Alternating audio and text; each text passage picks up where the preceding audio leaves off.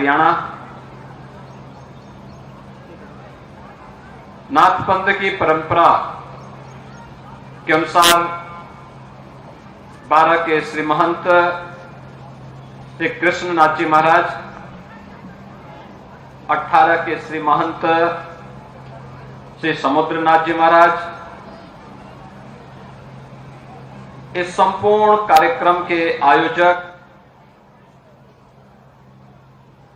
और पूज्य संत सोमनाथ जी महाराज के कृपा पात्र महंत दीपकनाथ जी महाराज,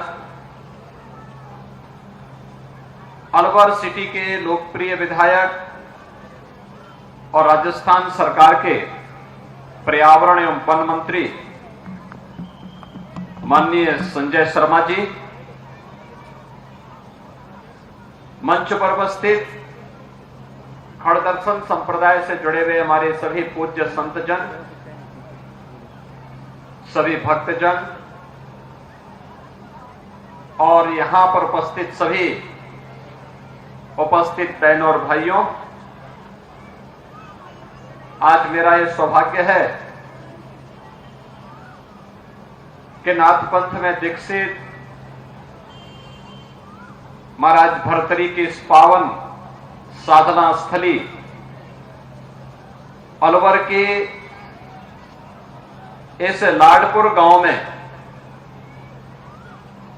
मुझे अपने नाथ संप्रदाय के प्रतिष्ठित संत, जिनका पूरा जीवन सनातन धर्म के लिए, लोक कल्याण के लिए समर्पित था,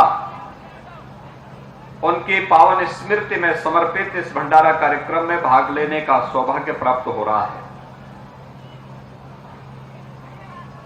मैं इस अवसर पर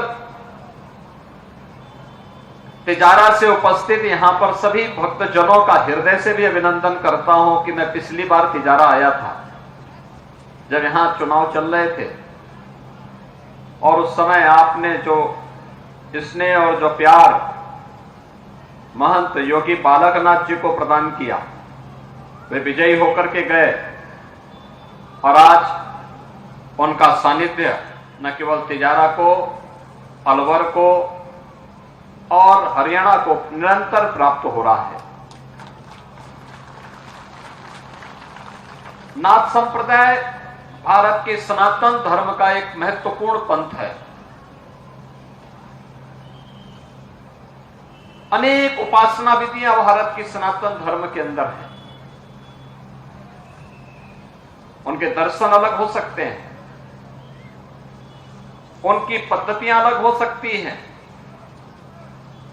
लेकिन हम सब इस सनातन धर्म के एक पार्ट हैं, उसके हिस्से हैं। हमारे सारे कार्यक्रम सनातन धर्म के प्रति, भारत के सनातन परंपरा से जुड़े हुए आराध्य देवों के प्रति, ऋषि मुनियों, योगियों, सिद्धों, संतों के प्रति समर्पित है, क्योंकि हम सबका यह मानना है कि सनातन धर्म ही भारत की आत्मा है। भारत और सनातन धर्म एक दूसरे के पूरक हैं, दोनों को अलग करके नहीं देखा जा सकता है। सनातन धर्म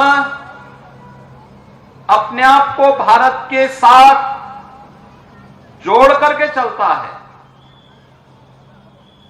भारत मजबूत होगा, सनातन धर्म मजबूत होगा, सनातन धर्म मजबूत होगा तो भारत मजबूत होगा।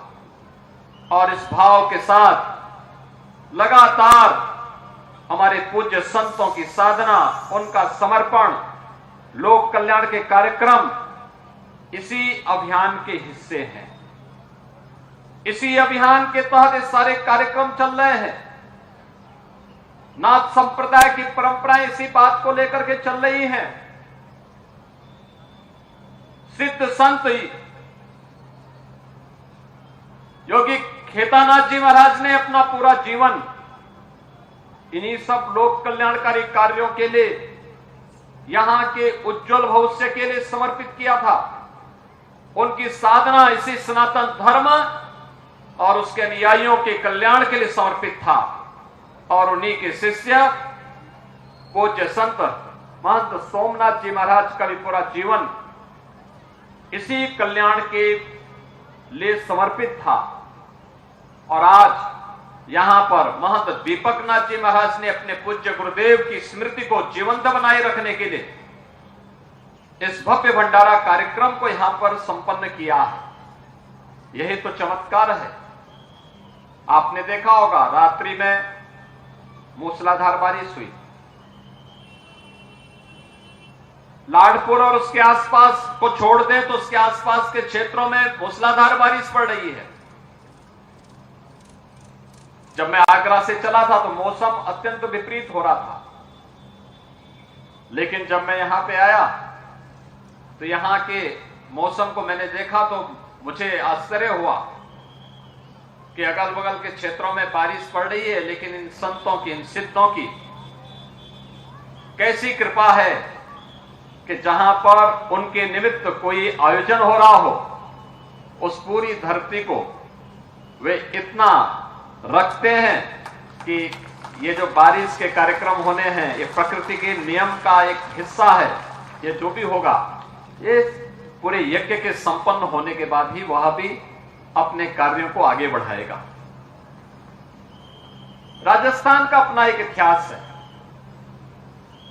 और मैं बार बार जब राजस्थान आता हूं तो इस बात को कहता हूं कि राजस्थान देश की भक्ति और शक्ति के अद्भुत संगम की भूमि है। यहां भक्ति की भी एक अविरल धारा बही है पूज्य संतों के माध्यम से, अन्य भक्तों के माध्यम से, और यहां पर शक्ति की एक धारा यहीं से प्रस्फुटित होकर के सनातन धर्म की रक्षा के लिए अपने आप को समर्पित की है। महाराज भर्तृहरि को भी अपनी साधना को, सिद्धि को एक चरम तक पहुंचाना था तो उन्हें उज्जैन से निकलकर अगर उन्होंने किसी एक धरती को चुना था तो अलवर की अरावली के क्षेत्र को ही चुना था। और इसलिए आप सब सौभाग्यशाली हैं कि यहां के बारे में तो कहा जाता है कि भर्तृहरि जी महाराज तो किसी न किसी रूप में अलवर क्षेत्र में अपने भक्तों को दर्शन देते ही रहते हैं। निरंतर उनका सानिध्य यहां प्राप्त होता है, यहां के लोगों पर उनकी कृपा बनी रहती है। खेतानाथ जी महाराज का एक कर्म क्षेत्र था, पूज्य संत महंत चांदनाथ जी महाराज का एक कर्म क्षेत्र था। उन्होंने लगातार इस क्षेत्र में नाथ संप्रदाय की परंपरा और सनातन धर्म के मूल्य और आदर्शों के लिए निरंतर कार्य किया, लगातार लगे रहे। और आज वही कार्य तो महंत योगी बालकनाथ जी महाराज कर रहे हैं और वही कार्य लाडपुर गांव में रह करके यहां के संतों भक्तों के सहयोग से श्री महंत दीपकनाथ जी महाराज इस कार्यक्रम को आगे बढ़ाने का कार्य कर रहे हैं। बहनों और भाइयों, आज जब हम यहां इस भंडारा कार्यक्रम में उपस्थित हुए हैं, हमें इस बात को देखना होगा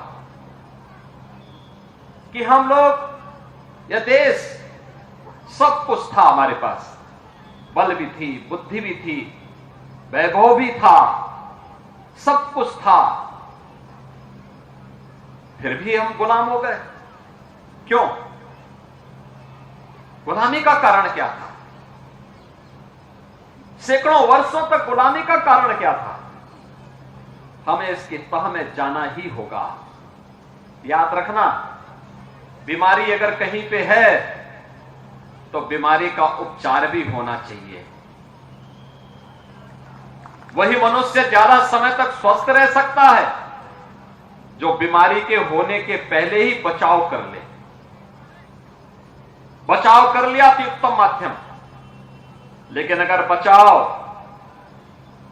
के बावजूद बीमारी आई गई तो समय से उसका उपचार के लिए पहले हम सावधानी बरतते हैं, सतर्कता बरतते हैं, फिर हम लोग सामान्य दवा से उपचार कराते हैं, और जब वह कैंसर होने लगता है तो पहले रेडियोथेरेपी का सहारा लेते हैं, कीमोथेरेपी का सहारा लेते हैं, और नहीं तो उसकी सर्जरी भी करनी होती है।